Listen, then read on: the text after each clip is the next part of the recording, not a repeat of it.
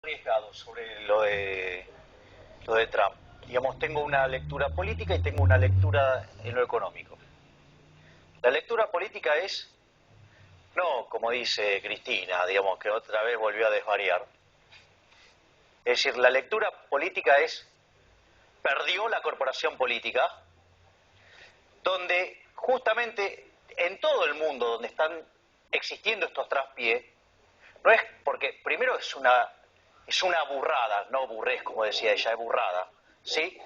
Decir neoliberalismo, no hay nada como el neoliberalismo, liberalismo viene de libertad, entonces no hay nueva libertad o vieja libertad, pero vale la pena notar que justamente Europa, que está estancada por el socialismo y por una política fiscal descarriada y que están quebrados todos los estados del bienestar y por eso tienen una presión fiscal tan grande que no crecen. O sea, es totalmente al revés de cómo lo lee Cristina.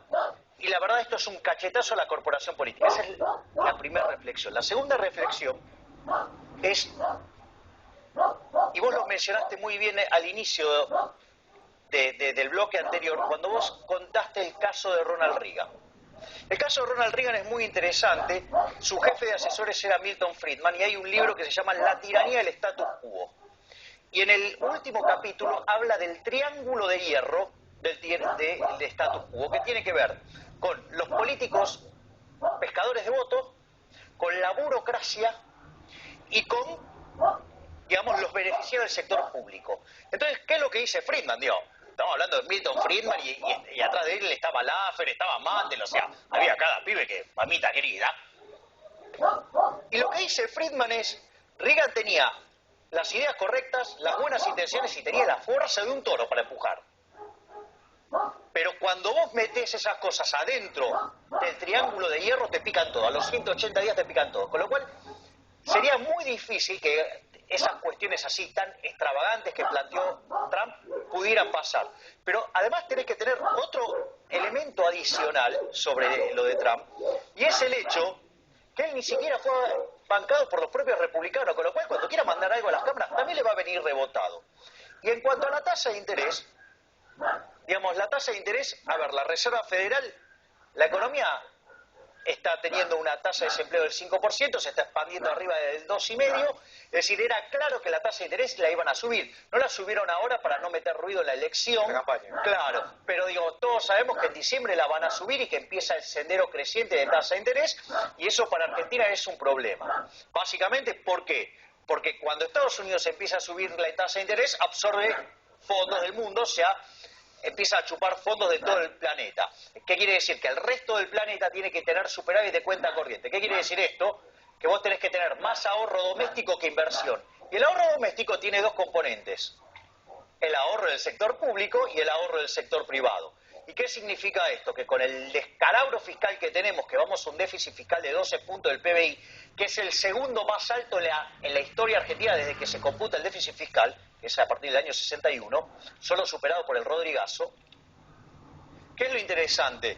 Quiere decir que te vas a comer un bruto ajuste en el sector privado y eso va a hacer caer el consumo, el ingreso y la inversión. Con lo cual, es decir, vamos a tener este rebotecito minúsculo para el año que viene, que va a ser estar en un nivel como teníamos en diciembre del año pasado, y para adelante un escenario de alta posibilidad de crisis por el desequilibrio fiscal. Mira, a mí esta cuestión de las elecciones en Estados Unidos me despiertan, digamos, tres reflexiones. En primer lugar, una suerte de sorpresa de que muchos argentinos vemos en los medios. Yo escuchaba recién a la expresidenta horrorizados porque una persona soberbia, supuestamente narcisista, petulante, haya ganado una elección. Y yo le pregunto, ¿dónde estaban los últimos 12 años? ¿Qué era un cantón suizo esto? ¿Dónde estábamos los argentinos? Estamos todos horrorizados por Donald Trump. ¿Por quiénes fuimos gobernados 12 años? Si no tenían las mismas características. En segundo lugar, creo que estamos haciendo un análisis demasiado latinoamericano de una elección de un país que tiene instituciones. Y nosotros carecemos. En Latinoamérica, en Argentina en particular, votás a un loquito y tenés problemas. Tenés problemas porque el presidente tiene mucho poder. Es lo más parecido al virrey de la época colonial. No tiene un cabildo medio dibujado y la corona que lo controlaba a 15.000 kilómetros en barco. el gran desafío y lo interesante para que aprendamos desde acá, y lo que pasa en Estados Unidos, es que han votado a una persona supuestamente con todas esas características. Ya me coincido con Manuel, hay que esperar 60 días porque esto Claro. se soluciona, se arregla, pero con instituciones, con una justicia, con gobiernos estaduales fuertes, con un Congreso. Entonces, me parece mucho que cae en saco vacío el análisis que estamos haciendo. Y en tercer lugar, Argentina está como ese invitado a un casamiento que no se bañó, no se afeitó, salió así medio mugre de la casa, pero se fija cómo están vestidos los demás. No, flaco, fíjate cómo estás vos. O sea, a mí honestamente me tiene sin cuidado lo que haga Trump, absolutamente. Cuando hablamos que la presidenta decía que Trump iba a ser proteccionista, capaz que levantan 5 puntos un arancel. No podemos comparar con esa misma palabra proteccionismo a lo que ha sido en la Argentina en los últimos 40 años. No es lo mismo. Yo creo que debería llamarse a silencio antes de esas reflexiones. Y nosotros tenemos que mirar cómo estamos nosotros. Te reitero, me tiene casi sin cuidado lo que haga la política económica de Estados Unidos. Bueno, y está bueno que lo digas, porque ¿cómo estamos? Porque, a ver, yo decía, yo le he visto más éxito político a Macri, al gobierno de Mauricio Macri, que económico. Es decir, no le veo que le salga una. Es decir, todas las que... Y va cambiando, digo, pero no sabemos dónde va. ¿A dónde va el gobierno en materia económica? No, bueno, a ver, algún éxito ha tenido el levantamiento del cepo, me parece que fue importante, me parece que la solución del problema grosero que teníamos con la deuda pública que había dejado el gobierno anterior, me parece que también fue un éxito. Claramente un 40% de inflación, una retracción en el consumo del salario real no son buenas noticias y no son éxitos económicos. De igual manera me parecen temas casi te diría secundarios. Nosotros tenemos un Estado gigante. El gobierno propone el año que viene bajar la inflación al 17. Sí, que probablemente lo cumpla. Y yo, si vos decís que lo cumple, yo pago un viaje a Europa probablemente para ver lo el que cumpla. si Macri... Si el gobierno del año próximo llega al 17%, es que no conozco gobierno que del 40 pueda bajar a menos de la mitad. No lo conozco. Pasó con el gobierno de Menem, con la convertibilidad ocurrió que bajó la inflación casi en un efecto de shock. Bueno, de hecho, en la salida del 2001 a 2002 tuviste 41% y al año siguiente tuviste 3,8%. Exactamente. Pero además me parece que el problema va más allá de la inflación. Tenemos un déficit fiscal, como dijo Javier, que es descomunal. Hay que bajar el gasto público porque es la única manera de, bajando con ello la presión impositiva que hay en este país, que es terrible, poder lograr inversiones y poder lograr que quien tenga que producir, produzca, quien tenga que generar riqueza, la genere, y que se vuelva a mejorar el salario real y que la economía arranque realmente. Porque si no vamos a terminar como en las últimas 4 o 5 crisis en este país, que por problemas de déficit fiscal o por emisión monetaria que terminamos en hiperinflaciones o por exceso en deuda que terminamos en cesación de pagos. Pero tenemos que evitar la nueva crisis, ¿no? Decís, yo no lo veo yendo a ver, hoy los mercados siguen confiando en el gobierno de Macri, es la verdad, le siguen prestando. Después discutimos si es porque la tasa que es alta, es porque en el mundo pagan tasas cercanas a cero. Después hay todo un análisis más profundo para hacer. Pero hoy el mercado sigue pensando que esto en el corto plazo no desemboca en una crisis, ¿no? Hay algunos puntos que coincido con Manuel y en otros no. Para mí el gobierno está absolutamente desorientado. La verdad que una cosa que podría hacer Macri es, con todos los errores que cometió Malcorra y ese error garrafal de amateur de jugarse por un candidato, siendo el principal país del planeta, la tiene que echar. Así, la tiene que echar.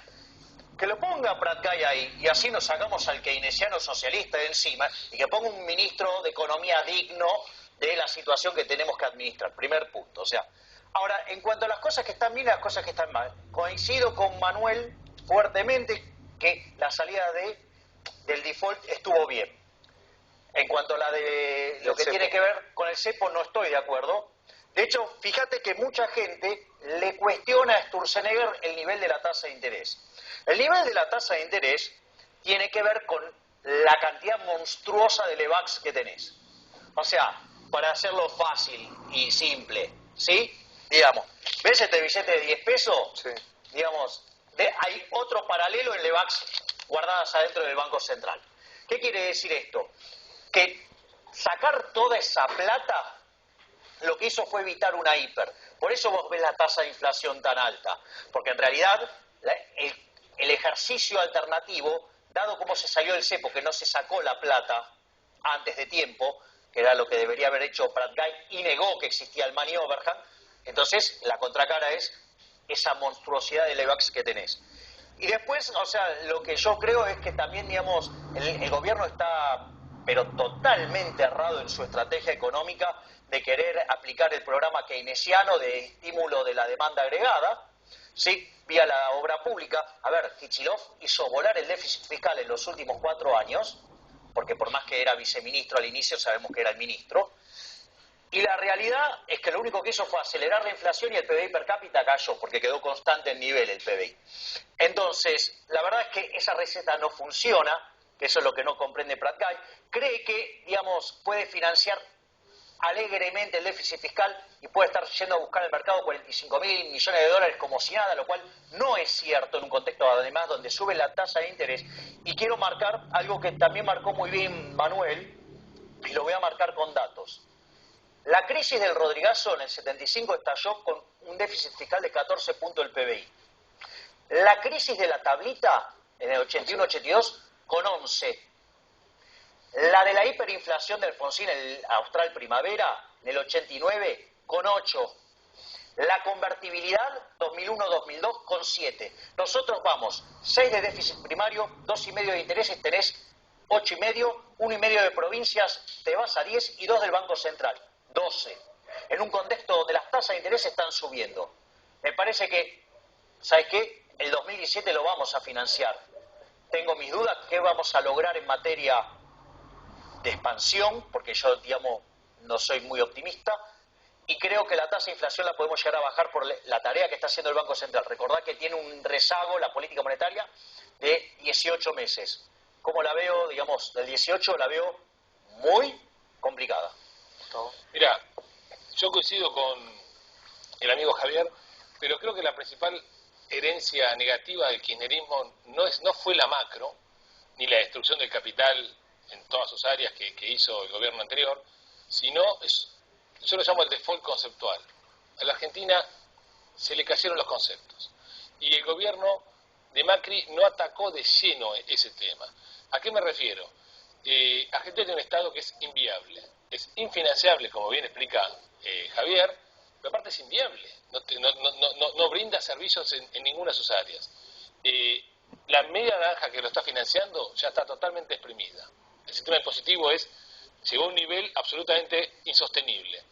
Y no han planteado desde el gobierno que en 3, 4 años, salvo algunas bajas marginales de impuestos, vamos a tener otra estructura impositiva. Entonces la inversión no te reacciona, no por cuestiones políticas, no te reacciona porque nadie va a invertir en el mismo esquema que expulsó la inversión, con la misma legislación laboral, la misma legislación impositiva y la misma hiperinflación regulatoria, donde Argentina tiene todavía herencias regulatorias de la colonia española.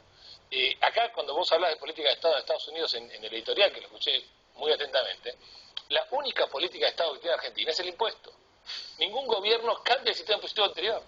Queda la misma médula y con el agravante que ya es un tema de plomeros esto. Ya el nivel llegó al cuello. Entonces, ya no queda otra. Yo creo que el principal error y problema del macrismo es que no enfrentó esto, no se lo dijo a la sociedad y quiere deshacer este nudo gordiano con una pincita de pilar. Y no hay tiempo para la pincita de pilar. Lo que necesitamos es un hacha que resuelva de cuajo el sistema impositivo. Hasta te diría, mentime que me gusta, decime que lo vas a hacer en 2 años, en 3, pero por lo menos anuncialo. Pero hoy tenemos que van a aumentar los impuestos a las ganancias de las personas.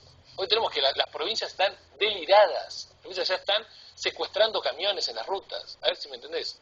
No es que están mandándote una boletita con un código de barra para que lo pagues. Te paran un camión, tenés que ir con el cash porque te lo dejan en la ruta calcinándose el calor. Es decir, así están las provincias y la voracidad fiscal de las provincias, los municipios y el Estado Nacional. En ese contexto no hay inversión posible. Si no hay inversión posible, no hay salida. Y déjame por último decirles, y nos quedamos ya sin tiempo, pero hay un dato que yo me lo quedé de Javier, que nos lo dijo hace un tiempo, que se ha notado más por 2 o 3 acciones que han pasado este último tiempo.